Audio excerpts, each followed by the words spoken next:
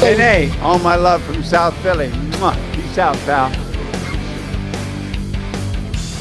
Vinny from South Philly. You're watching Vinny from South Philly. All right, welcome everyone to another episode of Vinny Presents. And this evening we have gentlemen who I've come to know, and I tell you, we have some mutual friends. I'm really happy to have him on. It's been a while, been trying to arrange our schedules, but finally, here he is. He's a multi-award-winning movie producer, world-renowned nightclub owner, entrepreneur, and he's just coming off a great movie with John Travolta himself called High Rollers. Welcome to the show, Noel Ashman. How you doing, Noel? Good. Thank you for having me. Great to have you. Thank you for making the time. I know you're a busy guy, so I'll try not to keep. So let's talk about the transition then. You went from, obviously you're an entrepreneur, but then you became involved in the movie business. How did you get involved with them? Well, that's an interesting story. I was doing clubs at the time, and a guy who used to be one of my assistants, who used to actually give out invites for us. Then he moved to LA years later, and then he called me and wanted to start producing movies, and asked me if I'd partner with him on this movie he had. And I was like, number one, I'm busy. I can't just have a club here. I'm trying at that club. At that time, actually, we had reopened Studio 54 as well. So at that time, I had Veruca and Studio 54 both that I was doing. So I was incredibly busy, plus a lot of events outside of those clubs that I was doing as well. So it was an incredibly busy time for me. And I'm like, what I don't know anything about movies. And it's like, it's the same skills. It's raising money. It's getting, the right actors attached to projects. It's knowing what's good. It's having a feel for it. It's understanding what's going to be hot next. It's, and I was thinking about it. I'm like, well, he's right. It's pretty similar to owning a nightclub and a restaurant.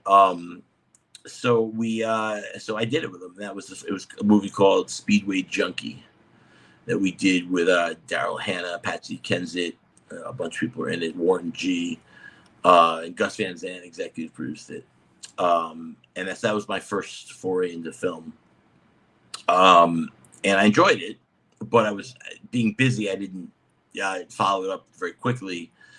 But another friend of mine started a production company called Co-op, which was kind of a bunch of actors and creatives. It was my friend of mine, Bob Kravitz, who I'd grown up with. And it was like Jeffrey Tambor, the actor, and Amy Redford, Robert Redford's daughter, Peter Fasinelli from Twilight. So it was kind of a cool mix of kind of actors and creatives.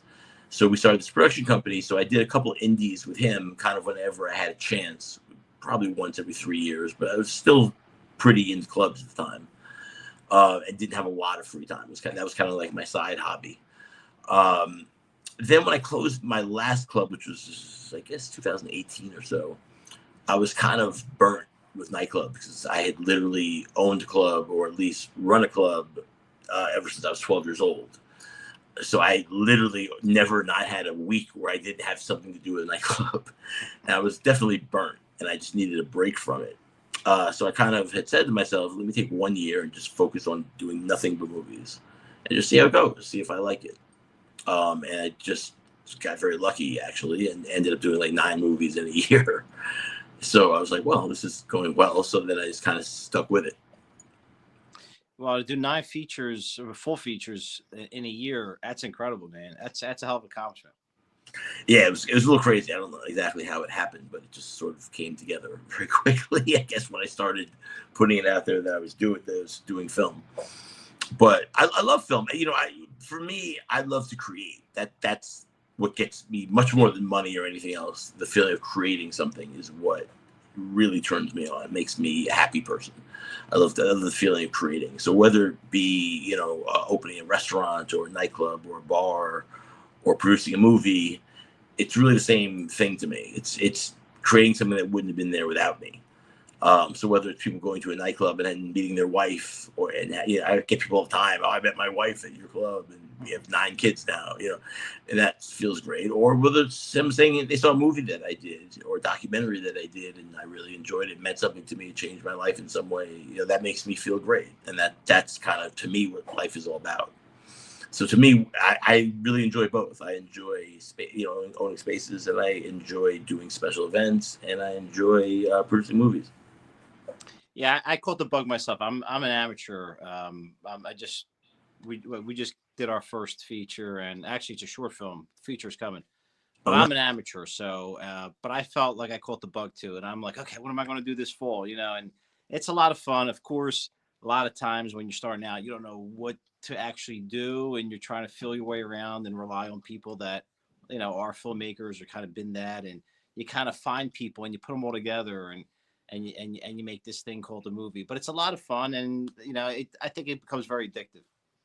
Absolutely. Look, I still consider myself an amateur at it. I still, nightclubs I know because I've done it. That's in my blood. I've done it since I was a little kid.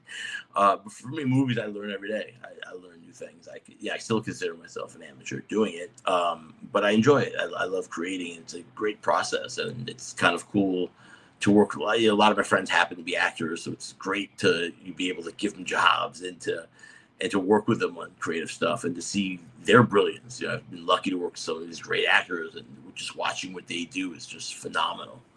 So it's very rewarding. I enjoy it quite a bit. And I really enjoy the fact that everybody has their specialty. You're talking to the music composer, and you're talking to the actor, you're talking to the person who's doing the audio. Everybody just is really like, they're just so passionate about their vocation in that particular area of film, and you put that all together, and it's just amazing how a movie comes together like that. Absolutely. Um, with that being said, let's segue into High Rollers. Now, that's with John Travolta. That's a new one for you. How did that all kind of come about? Well, High Rollers is a sequel to another movie we did called Cash Out, which is also with John Travolta. It's with John Travolta, Natalie Ura, Gina Gershon, Lucas Haas, Quavo. It's a really great cast. So it's just kind of a sequel to that. And it's cool. It's kind of like I don't know how you describe, maybe like an Ocean's 11 type movie, kind of a. Travolta plays the kind of head of a criminal gang that pulls off these capers. So it's a cool movie. It's a fun ride. And how was working with Travolta? It's amazing actor, incredible. I was lucky enough to also work with him on Gotti as well. Nice. Yeah, God, it was a great movie. Yeah, I mean yeah, I mean Travolta is one of the. I mean, he's an American treasure. He's one of the great actors all time, probably. I mean, I think he's actually underrated, probably, with his acting ability. He's such a presence and he's such a celebrity, but he's also a really good actor, which I don't know if everyone realizes just how good an actor he is as well. Yeah, I mean, I grew up on him. I remember watching reruns of Welcome Back, Kotter, and we're probably around the same age. I'm 46, but I used to love those reruns. Yeah, no, he's been great at everything he's done. I mean, if you go back to Welcome Back, Kotter, it's just Saturday Night Fever, which was I think one of the great movies of all time, if you ask me. But he's just been brilliant in Pulp Fiction, and Get Shorty, and so many things there. He's been just brilliant in. I think I don't know if it's an urban legend or maybe it's true, but I think for Gotti, he may have actually like literally wore some of Gotti's wore like his clothes or his suits or maybe his Rolex or something. I think he was like a little bit of a fan. Yeah, no, I mean, he really got into that character. I mean, it was amazing. I remember, when we're talking about who could do it, there's just no one else anyone could think of who could do that role but him. And I remember, seeing him immediately. It's just like you forgot it was Travolta. You thought it was God. It was really crazy. So no, what's on the burner? What's coming out next? What are you thinking about? What are you working on, or just what's something you want to do as far as the movie business is concerned? I'd like to just keep doing it. I've been very lucky. I've kind of done two types of movies. I've done some of the big budget ones, which I do with some of producing partners out of LA. But I'm also able to do a lot of these indies that I do in New York, which we do at a very low budget. And I really love doing both because, when you do the bigger ones, I learn from people who've done this a lot longer than me. So I'm kind of like the junior person on the team. But I enjoy it and I enjoy learning. And then when I do the kind of my indies, I get to be much more creative and have much more say in, casting everything and, where we're going to film it exactly, and changing the script into what I think it needs to be. So I have a lot more creative control in the indies, which is a really nice feeling, and I get a lot out of both. So I've been very lucky that I've been able to kind of do both: big budget movies with big stars, and then smaller movies where we still actually have had some great stars. But I've been able to really do both, which has been exciting, and I want to keep doing that, where I could kind of do both of these type of films. I also we're looking at spaces to potentially do a private club and a wellness spa. So that's something we're also been kind of looking into a little bit. Kind of like I have some partners who are very good who are going to do a lot of the day to day, so I could keep doing my film stuff. So I could kind of do both, which would be nice because I definitely want to continue with film. Yeah, I mean, I do some real estate stuff. I do a bunch of other stuff on the side. I do special events for certain product launches and stuff as well.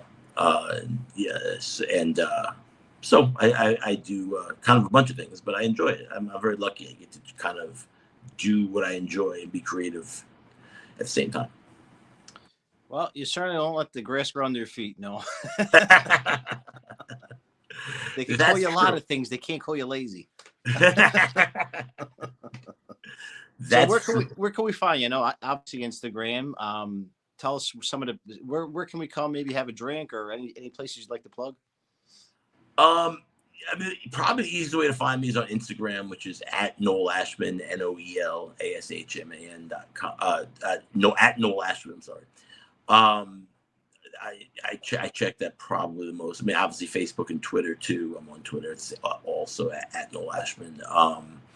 But Instagram I probably check the most. And often when I do events and stuff, I post it on my Instagram stories.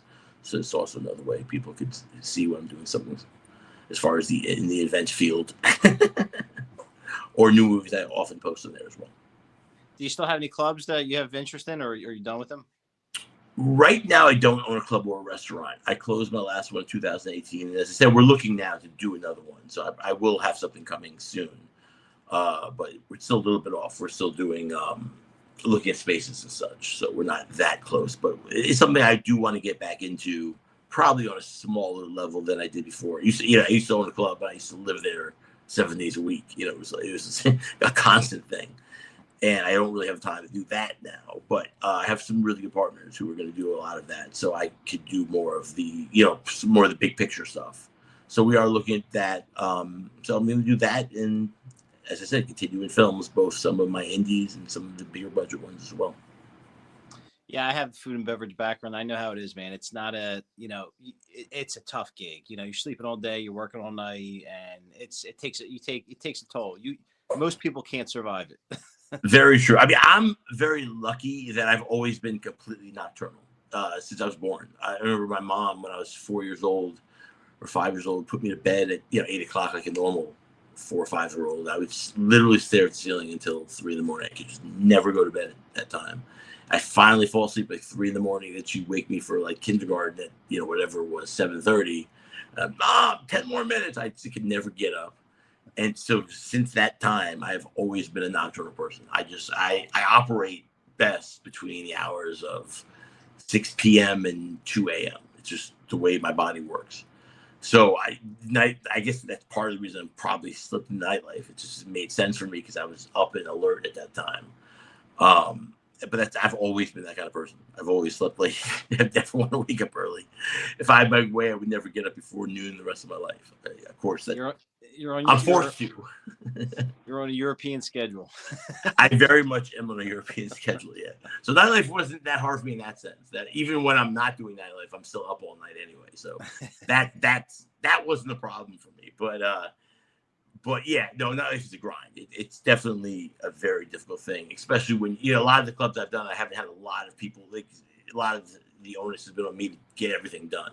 So it's the kind of where I've been, now hopefully going forward, I'm gonna have other people who are doing the day to day, so I could, do both, which is really I think what I want to do now. Awesome. Well, no, I really appreciate your time, brother. Everybody out there, please make sure that you are following Noel. Go to all his social media. We're gonna have a link in the description box, so make sure you click on all of it, follow him everywhere, support his projects, okay? And no, keep us updated. If you happen to open up an establishment again, man, I'd be happy to come there. Maybe we could do something like this in person, and hopefully, you can get some of our people from Philly up there. And Absolutely. in the meantime, please follow me if you haven't subscribed to my channel, Vinny Presents. Thanks again to our sponsor, Julio over at Esposito Porchetta. Thank you, Julio.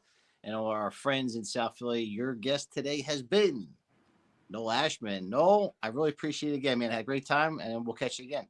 Thanks so much for having me. You got it.